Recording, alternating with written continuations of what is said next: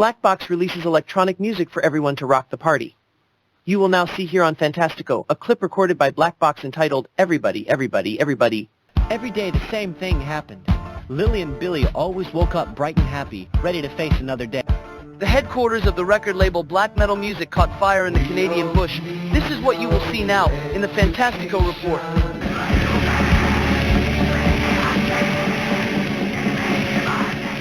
This is the type of music believed to be responsible for a wave of attacks on churches in Northern Europe. Called black metal music, it's overtly anti-Christian and synonymous with satanic worship. This church in Bergen, Norway was burned to the ground. In all, 30 Norwegian churches have suffered a similar fate.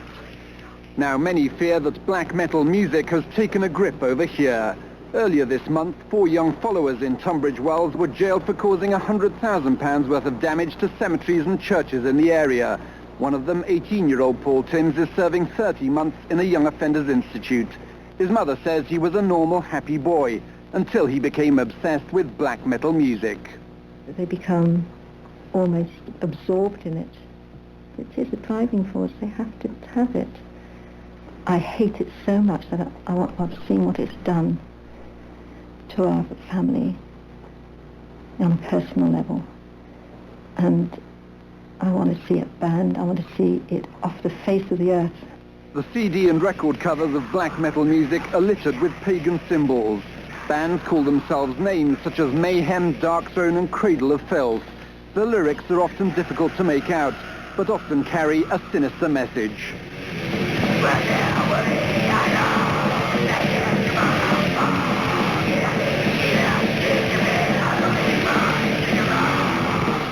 Now one Tunbridge Wells vicar who's lectured on the dangers of the occult has joined the campaign to ban black metal music.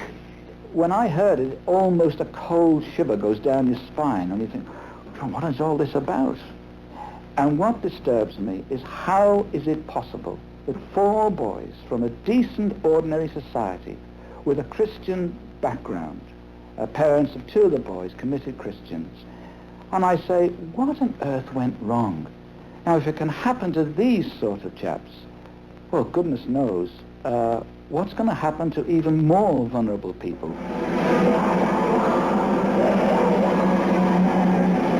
It's not just the music that's causing so much concern, but the image and lifestyles of the bands themselves. One member of the Norwegian group Emperor, seen here performing in the UK last year, has confessed to arson and burglary. Another has been charged with murdering a gay man. But those who promote black metal music in this country deny they're promoting crime. There's nothing in the lyrics to pertain to people that they should go out and commit any acts against Christians or against anyone else.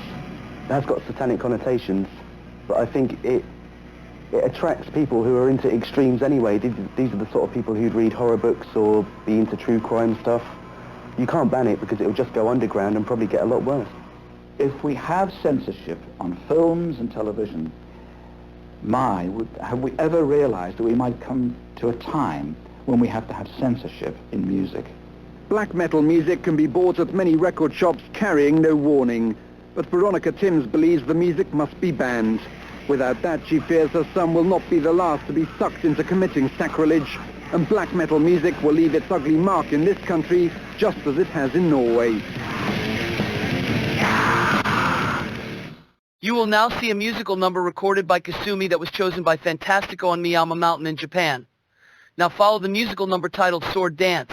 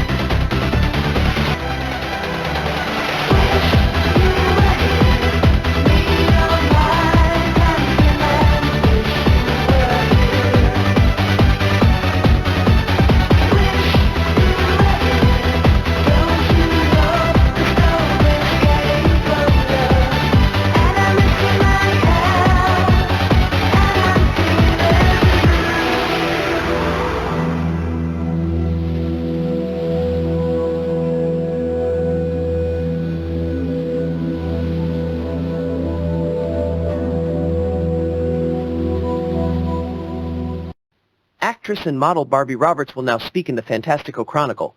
Barbie, is up to you. Hi.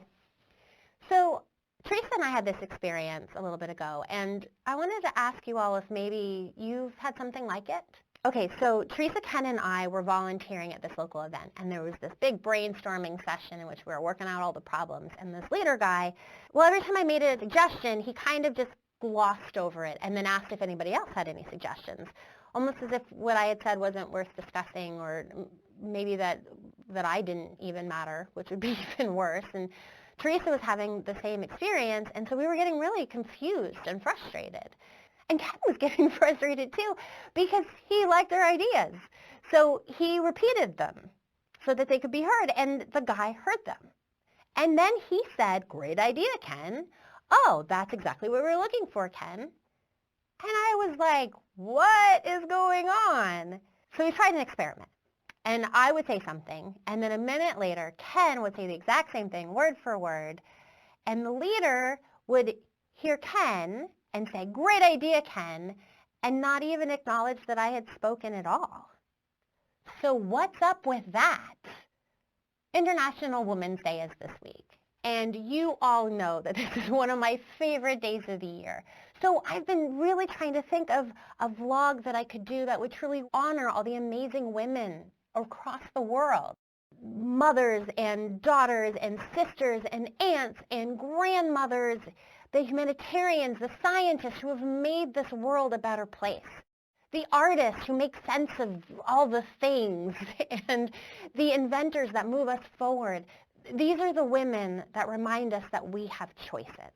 But no matter what I think about, I just keep coming back to you and me and the day-to-day. And the strength it takes sometimes to just be heard, to be recognized at all. I felt pretty bad in that brainstorm. I wanted to quit and go home. And I don't do quit, but I wanted to quit. Ken and Teresa wouldn't let me because the cause that we were there for was a really important cause, and my ideas were good, and this leader guy probably didn't even know what he was doing. So we stayed. But Teresa and I made a point of making sure that we were heard by supporting each other. And I would say, "Oh, Teresa, that was such a great idea. Did you hear what Teresa just said?" Or she would be like, "Oh, yes, like Barbie was saying, I think that's really interesting." And I think it actually made a little bit of a difference. We talk a lot about strong women who have made it. But I think we need to talk about the day-to-day stuff too. We need to keep shedding light on the small things that could defeat us. And we need to make sure that they don't. By speaking up for each other always. And by letting each other know that we're not alone in what we're feeling. And by staying in the conversation. And bit by bit, I believe we really can make a difference, like these women that we admire so much.